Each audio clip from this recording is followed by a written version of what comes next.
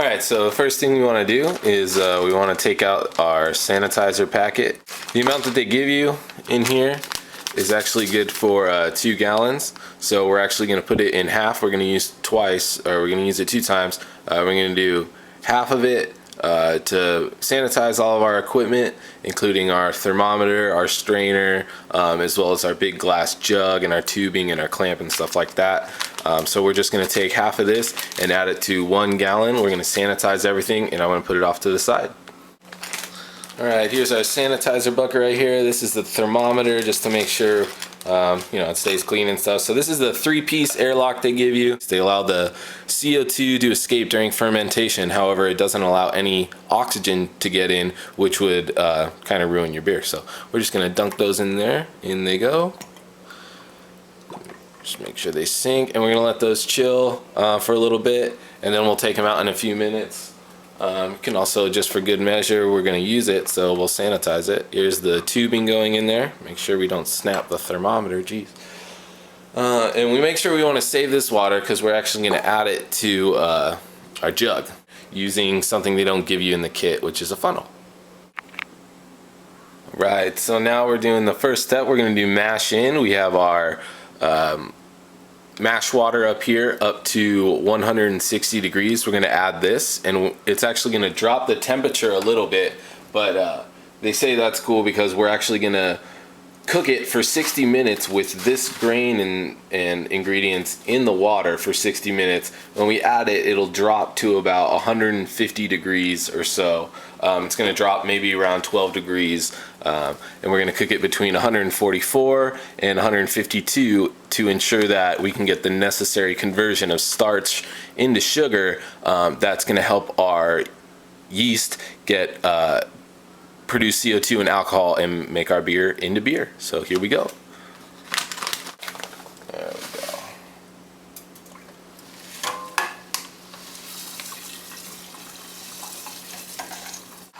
And I'm just stirring it to make sure we don't get any dough balls in there.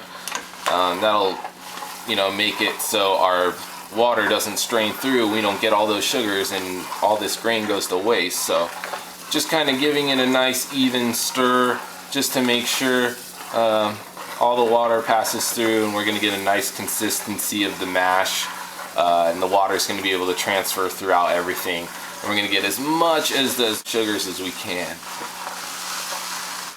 Man, I wish you guys could smell this. This is always one of the awesome parts of brewing the beer. And so what we're going to do is we're going to keep this around 150 degrees, 144 to 152, so we'll shoot for 150.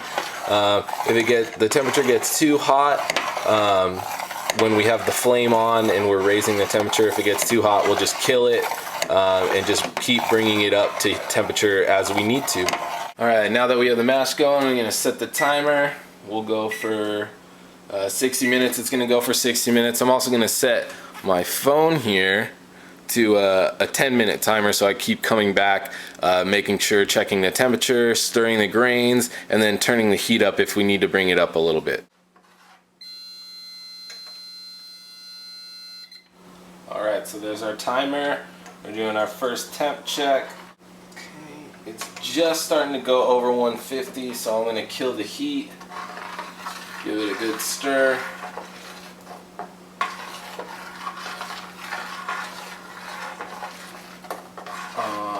Okay. And since we killed the heat, I'm actually going to put this on there to make sure that it doesn't drop too drastically or too quickly. So there's our second 10-minute time check on the mash temp. So let's give it a nice little stir.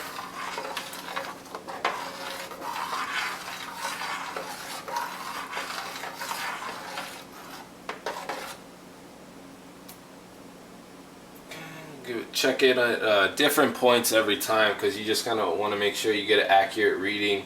Okay, so looks like it's gone down a little bit. It's kind of a little bit too low, so we're going to strike up the fire. I'm going to put that on low and just give it some stirs until it gets back up in that range of 144 to 152. So now that I turned the heat back on a little bit, we're just kind of giving it a nice stir to make sure that we raise the temperature evenly, but we also want to make sure that the stuff that's at the very bottom, we don't want that to get burned, because then that'll affect the taste of the beer and give us some of those flavors that aren't so pleasant when you like to drink. We are approaching time check number 3. The mash had gone below the desired temperature, so we raised the flame. This is the first check after we raised the flame a little bit to see where the temperature's at. It's on low flame right now, so let's check it.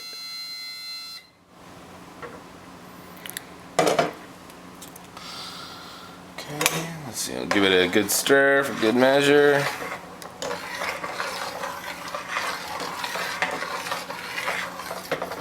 Get all the good bits out of there. Okay, so it's back up to about 145, so we'll let it keep going. Might turn up the flame just a little bit and then kill it to give it a little bit, couple degrees more.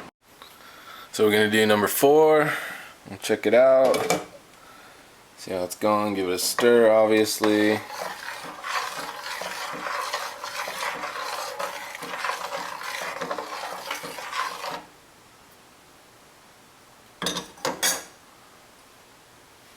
And I'm not touching the bottom completely, obviously, because that's going to be super hot, but I'm doing it about, I'd say, a centimeter just above the bottom. Awesome. So we're going 150. The flame is on low, so I'm going to kill the flame. Put that lid back on there. Keep that at close to 150 as we can. Like I said, 144, 152 is the range, so 150 is pretty sweet.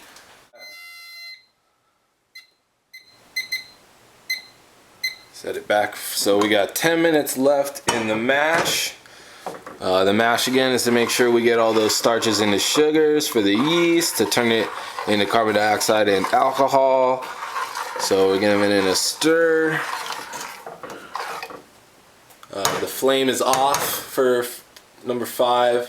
I think at 3 it was low, so we turned it up, and it kind of got a little too high, so I turned it off. At number 4 it was 150, so this is number 5. Let's grab the thermometer and we'll check it in the back this time once again to make sure we check it in different spots. 146. So it looks about 146, maybe 147. Once again, that's right in the range, so we're hitting our numbers perfectly. So I'm gonna turn the heat up just a little bit to give it rise a couple degrees. This is the last 10 minutes. So we're also going to open our hops and divide them. So for this one we have some Columbus hops. They're gonna go for the full boil there. And we also have some awesome Cascade hops, which are gonna go with 45 minutes left, 30 minutes left, 15 minutes left, 5, and then right when we kill the boil.